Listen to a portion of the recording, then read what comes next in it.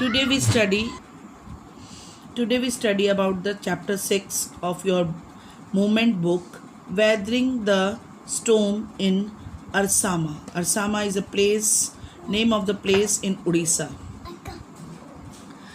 The the cyclone that hit Odisha in October 1999 killed thousands of people and devastated hundred of villages.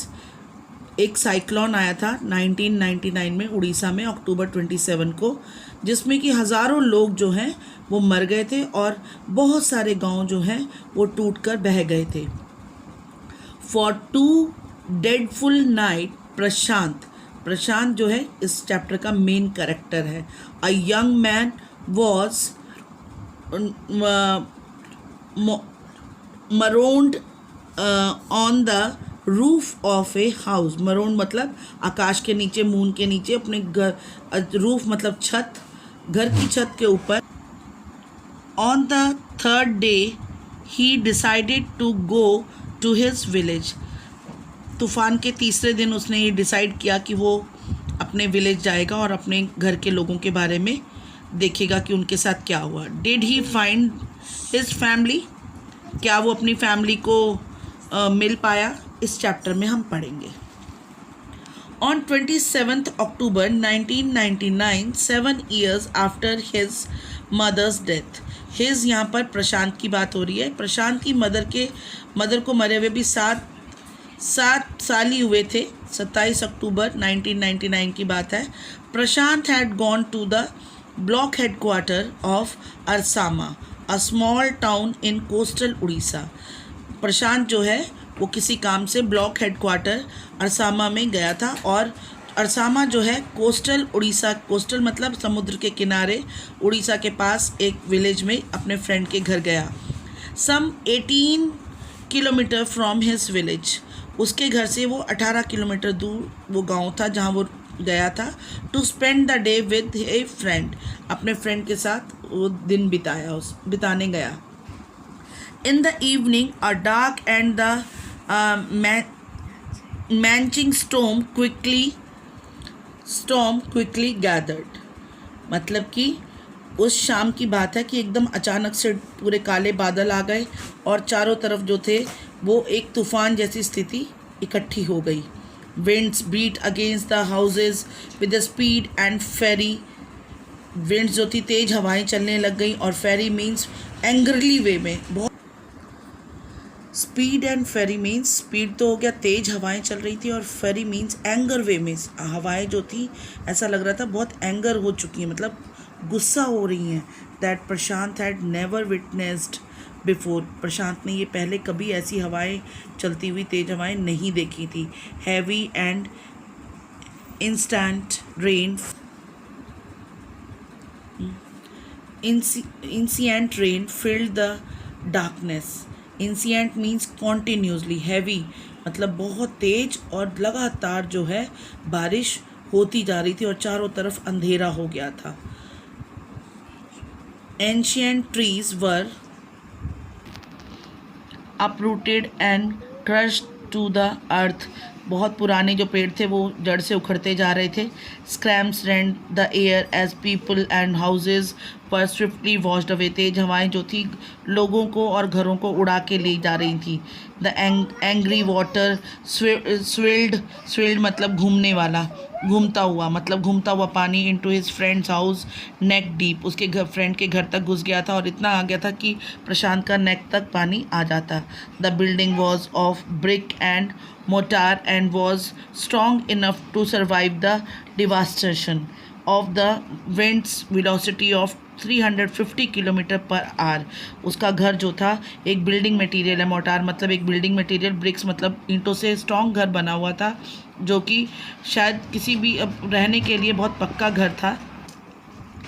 और 300 kilometre per hour के हिसाब से हवाएं और चल रही थी. वेलोसिटी मतलब स्पीड है, ये विंड की वेलोसिटी मतलब उसकी स्पीड से काउंट होती है. But the cold terror of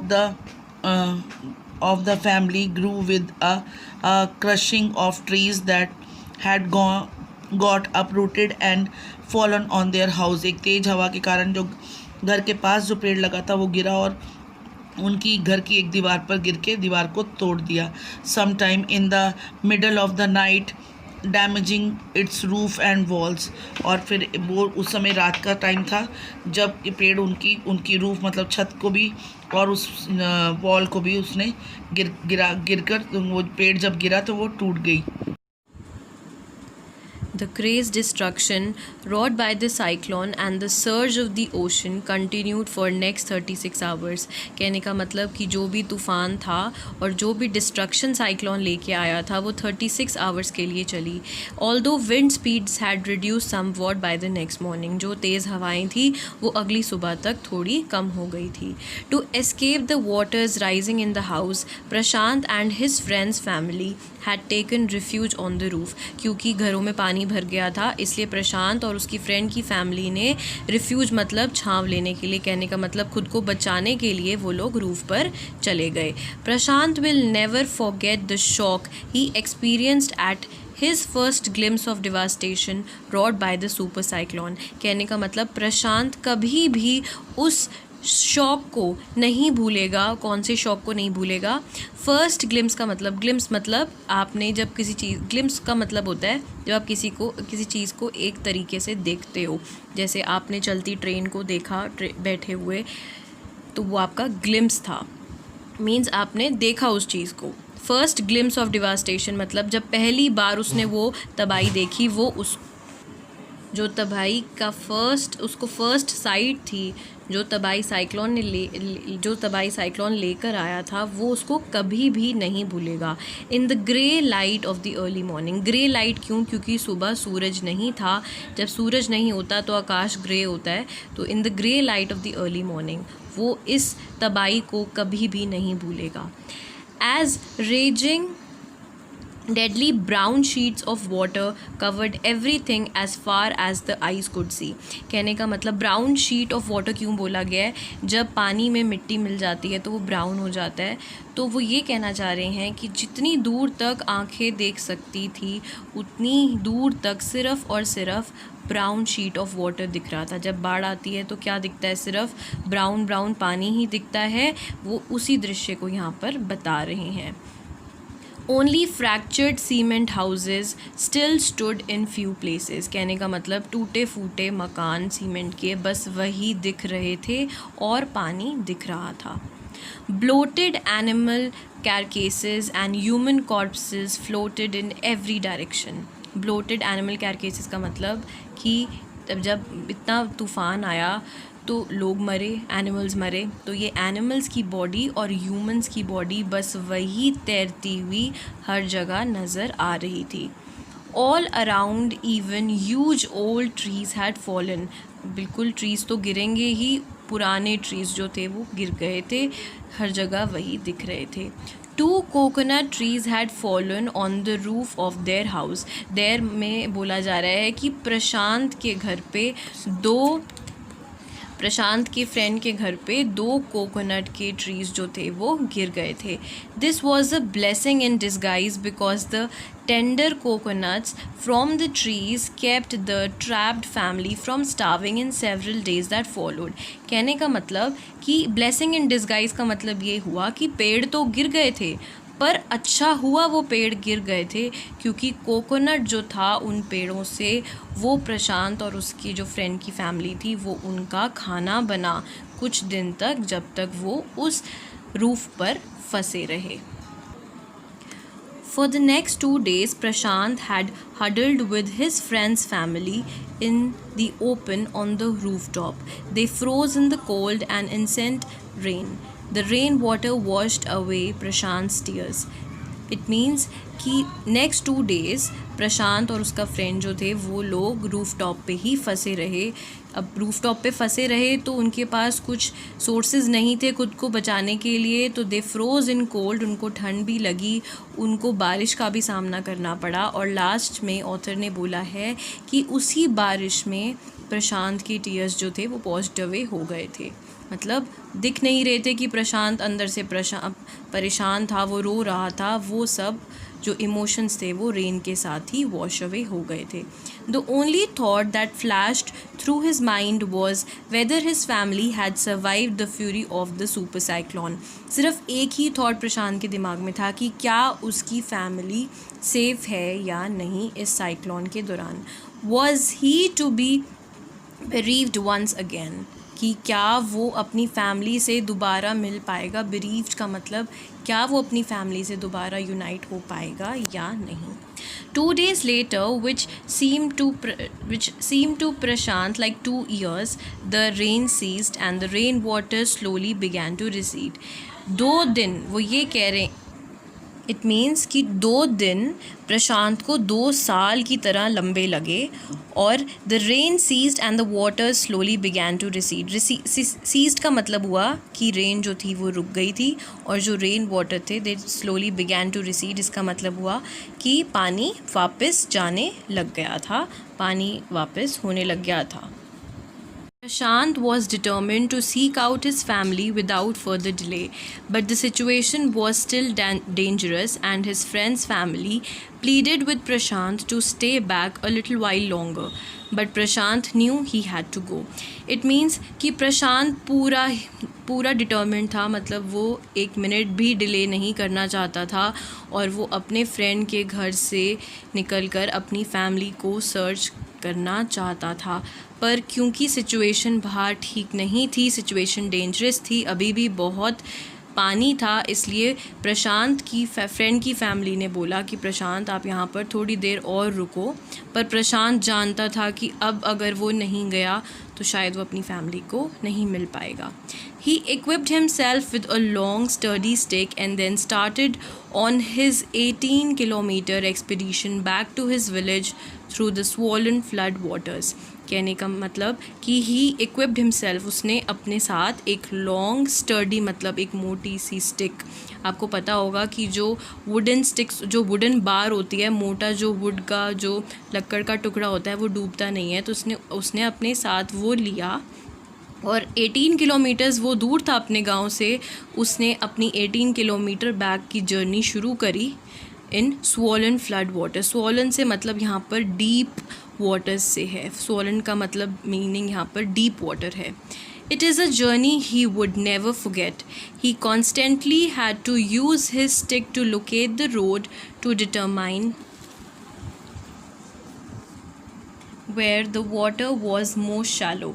it means कि अपनी स्टिक, ये देखिए इस पिक्चर में भी डिस्क्रिप्शन है कि वो इस स्टिक के ज़रिए लोकेट कर रहा था कि कहाँ कहाँ पर पानी जो है वो कम गहरा है, ताकि वो वहाँ पर चल सके। शैलो का मतलब हुआ कम गहरा या बिल्कुल भी गहरा नहीं होना। At places it was waist deep and progress was slow. At several points he lost the road and had to swim.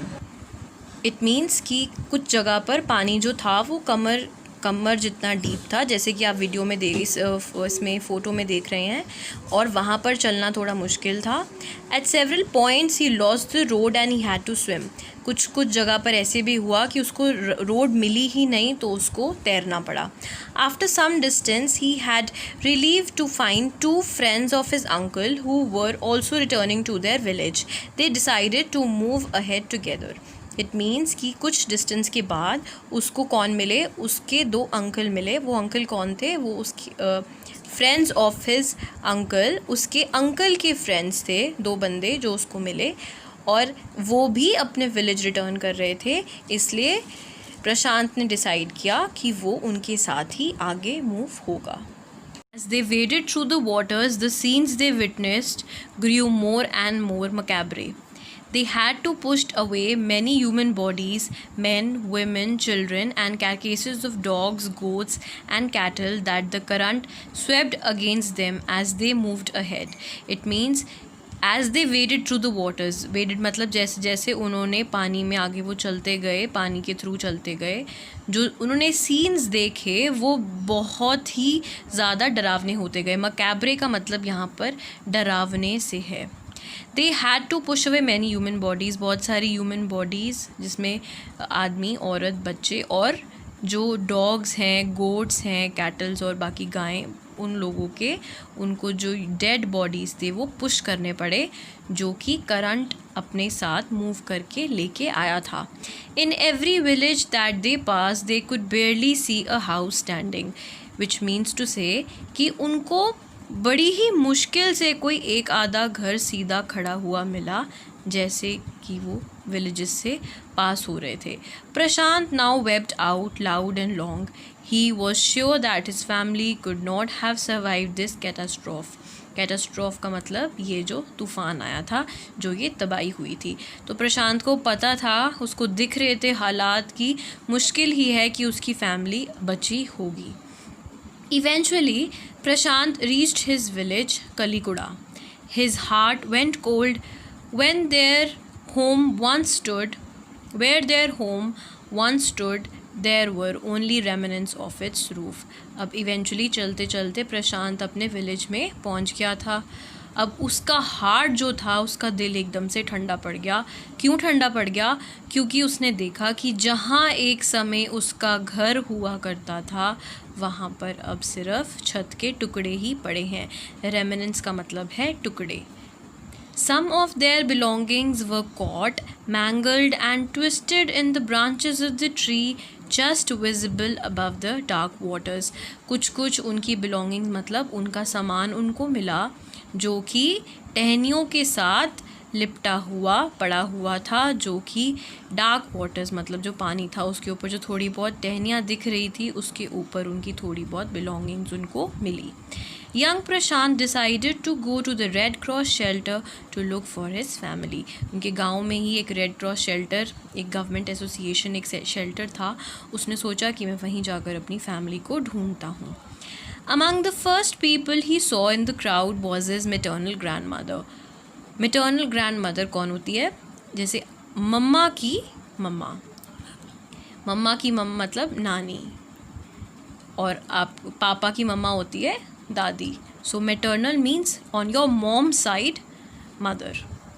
Weak with hunger, she rushed to him, her hands outstretched, her eyes brimming. अब जो उसकी नानी थी, she was very hungry, वो दिख ही रहा था, दो रातों से उन्होंने कुछ खाया नहीं था. वीक विद हंगर मतलब कमज़ोरी आई हुई थी क्योंकि कुछ खाया नहीं था. वो फटाफट भागकर उसकी नानी प्रशांत के पास आई. उन्होंने अपनी बाहें खोली और उसको प्रशांत को हग किया.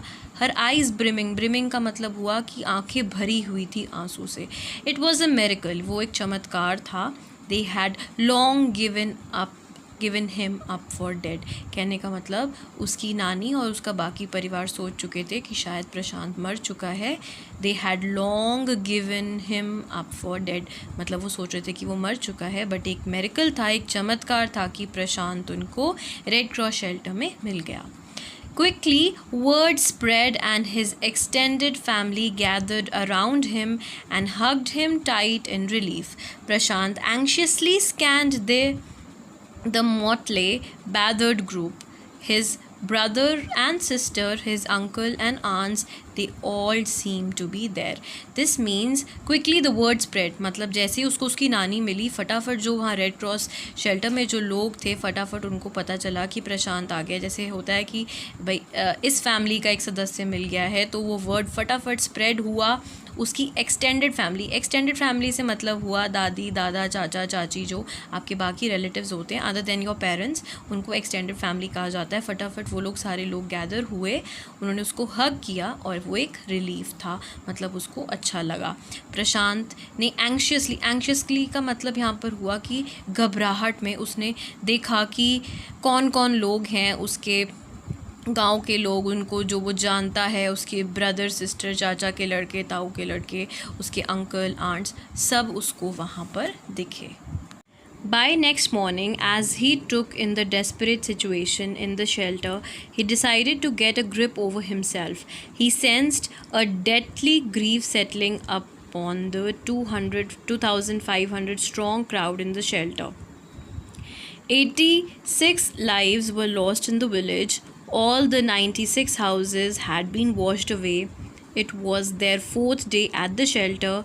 So far they had survived on the green coconuts, but there were too few to go around such a tumult of people. This paragraph says कि by next morning जब उसने देखा, वो देखना चाहता था कि देखूं तो सही कि क्या मेरी विलेज की क्या सिचुएशन है, कौन मरा है, कौन ज़िंदा है। तो वो देखता है कि बहुत सारे लोग मर चुके थे। वहाँ पर शेल्टर में 2500 लोग थे, उसमें से 86 लोग जो थे they were lost in the village, वो गुम हो चुके थे। जितने भी 96 हाउस थे विलेज में, सभी के सभी बह चुके थे। ये उनका 4th डे था शेल्टर में, और अभी 4th डे तक उन्होंने किस पे सर्वाइव किया था? ग्रीन कोकोनट्स पे। आपको याद होगा चैप्टर के पिछले पार्ट में मैंने बताया था कि 2 कोकोनट के ट्रीज़ उनके छत पर गिर गए थे, and it was a blessing in disguise. Means वो कोकोनट के ट्री की वजह से ही वो उस कोकोनट के फ्रूट पर ज़िंदा रह रहे थे। Those coconuts were the food for the people. पर अब जैसे कि 4th डे हो चुका था, अब वो बहुत ही थोड़े से कोकोनट्स बचे थे इतने सारे लोगों के लिए। टूमुल्ट ऑफ पीपल मीन्स, अब मैं बताया 2500 लोग थे शेल्टर में, इतने ज़्यादा लोग, अब इतने थोड़े से कोकोनट्स, तो इसका मतलब ये है कि कोकोनट्स कम पड़ रहे थे। प्रशांत, all of the 19 years, decided to step in as the leader of his village if no one else did. He organized a group of youths and elders to jointly pressurize the merchant once again to part with his rice. This means कि प्रशांत he had decided कि वो अपने village का leader बनेगा, वो सभी लोगों का बेड़ा उठाएगा। और वो उसने कैसे किया? उसने एक कमेटी ऑर्गेनाइज़ करी जिसमें यंग बच्चे और एल्डर्स को उसने ज्वाइन करवाया, and he pressurise the merchants होते हैं जो व्यापारी होते हैं, उसने उन लोगों को प्रेशराइज़ किया और वहाँ से चावल मंगवाए। This time the delegation succeeded and returned triumphantly. Triumphantly का मतलब हुआ जीत के साथ, दे केम बैक, जीत। wading through the receding waters with food for the entire shelter. अब वो मर्चेंट्स के द्वारा उसने अपने कमेटी के हेल्प से सबके लिए वो फूड लाने में सक्सेसफुल हुआ।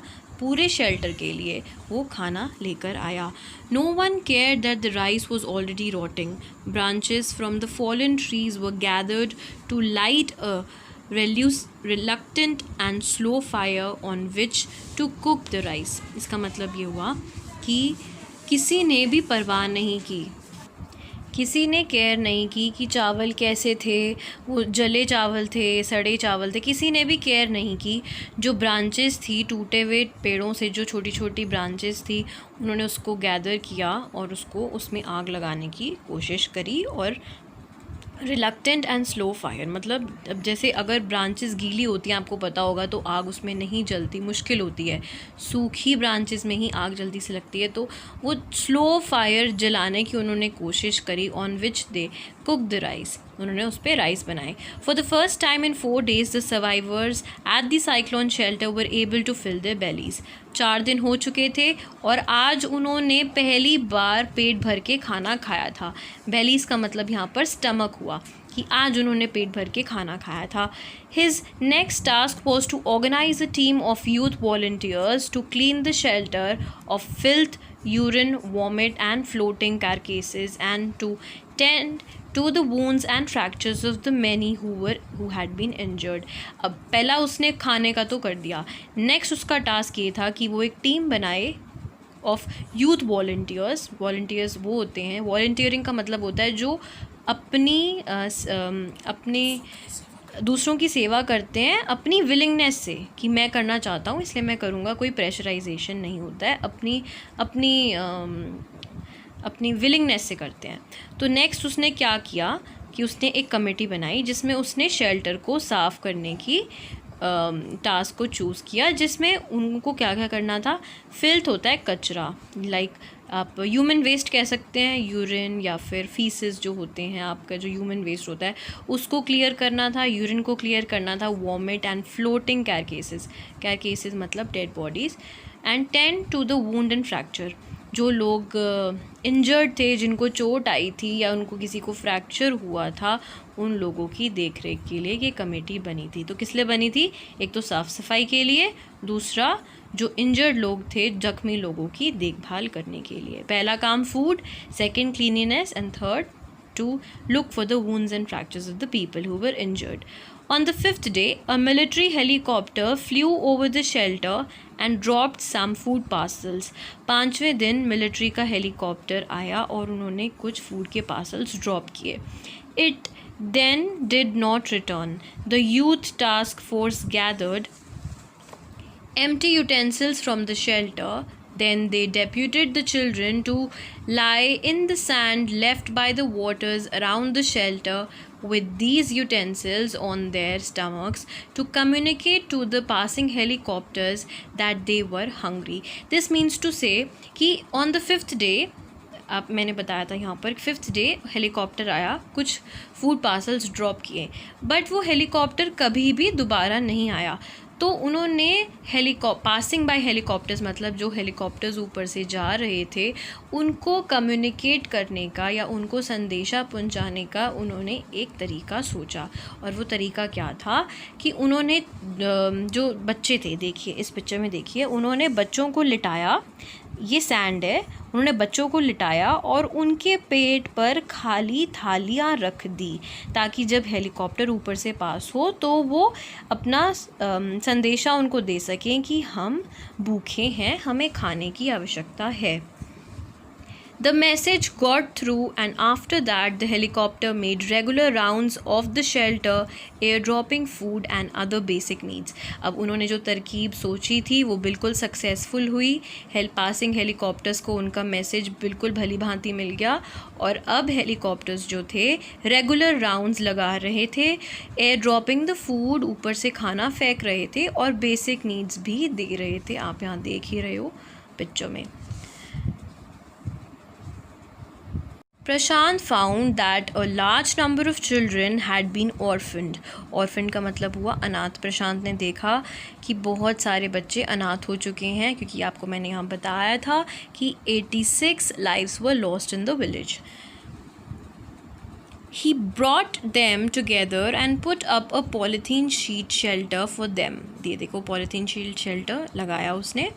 Women were mobilized to look after them while the men secured food and materials for the shelter. Women जो थी, जो औरतें थी, उन्होंने बच्चों का ख्याल रखा और जो आदमी थे वो खाना और बाकी बेसिक चीज़ें लेकर आए, उन्होंने उस चीज़ का इंतज़ाम किया. As the weeks passed, Prashant was quick to recognize that the women and children were sinking deeper and deeper in their grief. इसका मतलब हुआ कि जैसे ही कुछ वीक्स पास हुए, उसने देखा कि बच्चे और जो विमेन थी वो बहुत ही ज़्यादा परेशान थे. बहुत ही ग्रीफ मतलब सैड, दुख, अफसोस. वो बहुत ही डीपर एंड डीपर वो लोग अपने दुख में डूबते ही जा रहे थे, क्योंकि कोई अपने पति को खो चुका था तो कोई अपने माँ बाप को खो चुका था. He persuaded the women to start working in the food for work program started by an NGO, and for the children he organized sports events. अब उनका मनोबल बढ़ाने के लिए उसने women को, जो औरतें थी, उसने उनको इंकरेज किया कि आप फूड फॉर वर्क प्रोग्राम में वर्क करना शुरू करो, which was started by an NGO होता है नॉन गवर्नमेंटल ऑर्गेनाइजेशन, जो कि किसी गवर्नमेंटल बॉडी पे आधारित नहीं होते, एक इंडिपेंडेंट ऑर्गेनाइजेशन होती है. एंड फॉर द चिल्ड्रन उसने स्पोर्ट्स इवेंट्स ऑर्गेनाइज करने शुरू किए ताकि विमेन और चिल्ड्रन जो थे वो अपने दुख को भूलकर किसी काम में ऑक्यूपाइड रहें. He himself love to play cricket and so he organised cricket matches for children. उसको खुद ही क्रिकेट खेलना बहुत पसंद था, इसलिए उसने क्रिकेट मैचेस भी ऑर्गेनाइज किए बच्चों के लिए. Prashant engaged with other volunteers in helping the widows and children to pick up the broken pieces of their life. Prashant ने और भी लोगों को प्रोत्साहित किया कि आप आइए और इस संस्था में अपना सहयोग दीजिए ताकि जो विधवा औरतें हैं उनकी मदद हो सके, बच्चों की मदद हो सके। और अब क्योंकि इस तूफ़ान के बाद उनकी ज़िंदगियाँ जो थी वो बिखर चुकी थी, broken pieces of their life, उनको हम समेट सकें। The initial government plan was to set up institutions for orphans and widows. However this step was successfully resisted as it was felt that in such institutions children would grow up without love and widows would suffer from stigma and loneliness. It means to say कि जब उन्होंने इस first initial government plan ये था कि एक institution set किया जाए जहाँ पर एक बिल्डिंग बनाई जाए, एक इंस्टीट्यूशन बनाया जाए जिसमें वो ऑर्फन्स को और विडोज़ को रखेंगे। पर रेजिस्टेड का मतलब हुआ कि ये प्लान उनका सक्सेसफुल नहीं हुआ। The step was successfully resisted. ये दो डिफरेंट मीनिंग के वर्ड्स हैं। सक्सेसफुली रेजिस्टेड मतलब ये नहीं हो पाया, ये प्लान एग्जीक्यूट नहीं हो पाया। क्यों नहीं हो पाया? बिकॉज़ उनको ये लगा कि इस प्रकार के इंस्टीट्यूट में जहाँ पे सिर्फ ऑर्फन्स या विडोज़ ही रहेंगी, वहाँ पर बच्चे बिना किसी प्यार के ग्रो होंगे क्योंकि उनकी फैमिलीज़ उनसे रिलेटेड नहीं होंगी। And widows would suffer from stigma and loneliness. Stigma में यहाँ मतलब हुआ कि उनको एक विधवा का टैग दे दिया जाएगा और वो बहुत ही अकेला खुद को फील करेंगी। Prashant's group believed orphans should be resettled in their own community itself, possibly in new foster families made up of childless widows and children without adult care. This means to say कि प्रशांत के group को लगा कि उनको एक separate institution में डालने से अच्छा ये रहेगा कि उनको उन्हीं की ही कम्युनिटी में डाल दिया जाए। जैसे फॉर एग्ज़ाम्पल कोई विडो है, उसका आगे बच्चा नहीं है, तो जो कोई बच्चा जो छोटा है और वो अनाथ हो गया है तो वो उस विडो को दे दिया जाए। और अगर कोई बच्चा है जो बड़ा है like 15 years in above for example, और कोई एडल्ट्स हैं जिनको केयर की ज़रूरत है, कोई बड़े बुज़ुर्ग हैं, तो वो बच्चा उनके साथ रह के उनको care they they. It is 6 months after the devastation of the super cyclone. This time Prashant's wounded spirit has healed simply because he had no time to bother about his own pain. His handsome, youthful face is what the widows and orphan children of his village seek out most in their darkest hour of grief. This means to say कि अब 6 महीने बीत चुके हैं जब से वो तूफ़ान आया है। This time the Prashant wounded spirit has heal simply. जो उसके घाव थे, जो उसके जख्म थे, प्रशांत के जख्म, वो अपने आप ही हील हो चुके थे। कैसे हील हो चुके थे? क्योंकि उसके पास अपने दुख दर्द देखने का टाइम ही नहीं था। वो बाकियों को ही सेटल करने में इतना बिजी था कि उसके पास अपने लिए टाइम ही नहीं था। जो बच्चे थे, जो विडोज़ और ऑर्फन थी, उनके लिए प्रशांत का चेहरा, उसका हैंडसम और यूथफुल चेहरा ही एक आशा की किरण देता था उनके डार्केस्ट आवर ऑफ ग्रीफ में। मतलब जब वो बहुत दुखी हो जाते थे कि हम अपनी लाइफ में सब कुछ खो चुके हैं, तब they use to look upon Prashant's face and use to feel happy. So this was the end of the chapter.